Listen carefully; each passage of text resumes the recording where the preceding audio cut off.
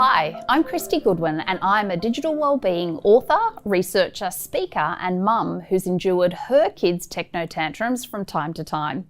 For many families, managing screen time can be a significant source of stress and tension. Screen time often ends in scream time. Our kids and teens find it hard to switch off their devices.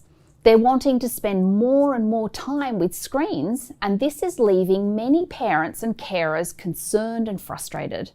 But it's not all doom and gloom online. Technology is here to stay, and it can play a really important role in our kids' and teens' lives. Online games, apps, and platforms can help our kids to connect with their friends and family in new ways, learn new skills, and be exposed to new ideas. Many young people find it hard to manage their own screen time.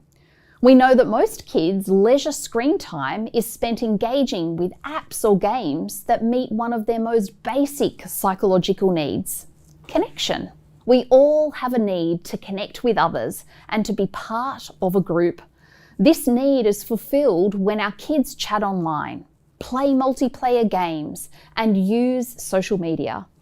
It also makes it hard for them to unplug as the online world meets this need for connection.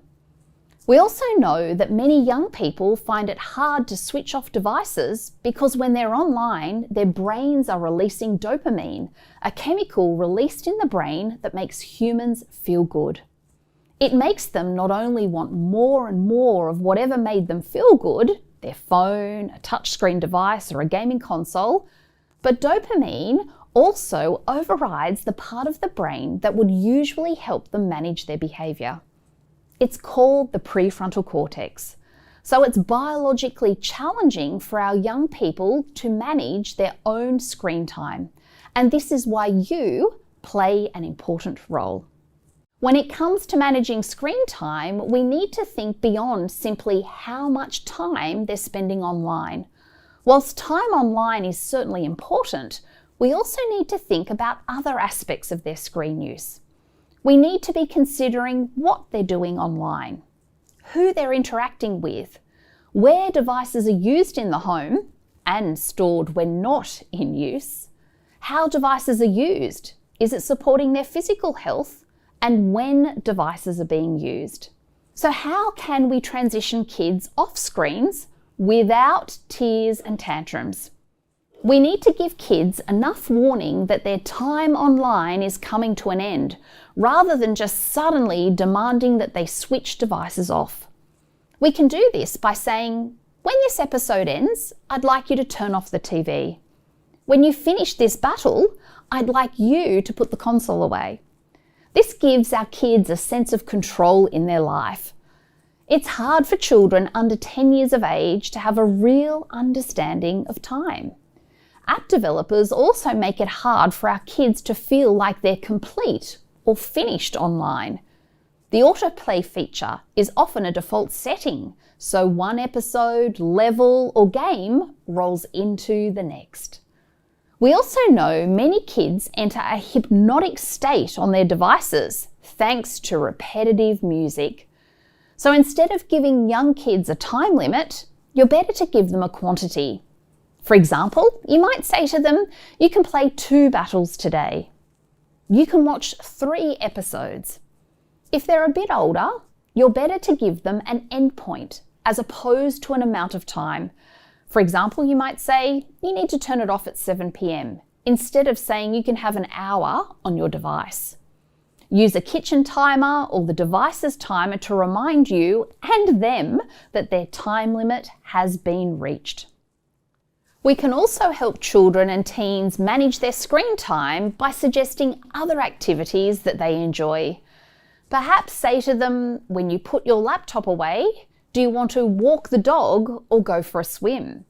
This is likely to work much better than saying to your child to put their phone away and go and tidy their bedroom, do their homework, or set the dinner table. These are unlikely to be appealing options for them. We need to have realistic expectations as parents and carers. It's normal for there to be an adjustment period after our kids have turned off their devices. Their sensory and nervous systems have often been bombarded online, so the offline world can sometimes be a little bit difficult to re-enter. I often say kids need green time to balance their screen time. Getting your child outside after they've been on a device can reduce cortisol levels, which is our stress hormone, and help them better manage their emotions. Movement can help them to discharge any cortisol that may have been built up whilst they've been online. It helps them to regulate their nervous system too, and helps their brain produce feel-good chemicals.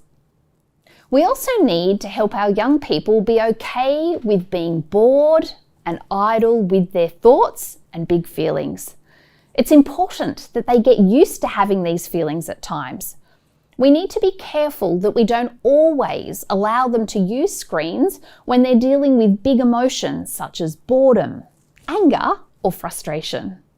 As a family, you could come up with a list of alternative activities that they could do after they've been on a device or instead of using a screen. I refer to this as a board board, where they could identify the activities that they enjoy doing offline. So every time they declare, "I'm bored," you can direct them to the board to choose something that they'd like to do. This can also help your child learn to play independently. Another way that we can help our kids develop healthy screen time habits is by being a good digital role model ourselves. Now, I'm the first to admit that this can be tricky at times. However, it's really unfair if we're always telling our kids to turn off their devices from behind our phones and laptops. Our brains are biologically wired to imitate and copy. So if we're being good digital role models, our kids are much more likely to do the same. As parents and caregivers, we need to ensure that their screen time is not displacing their most basic physical and psychological needs. Our needs for human connection, sleep, physical movement, sunlight, and play. We need to help our young people form healthy and sustainable digital habits.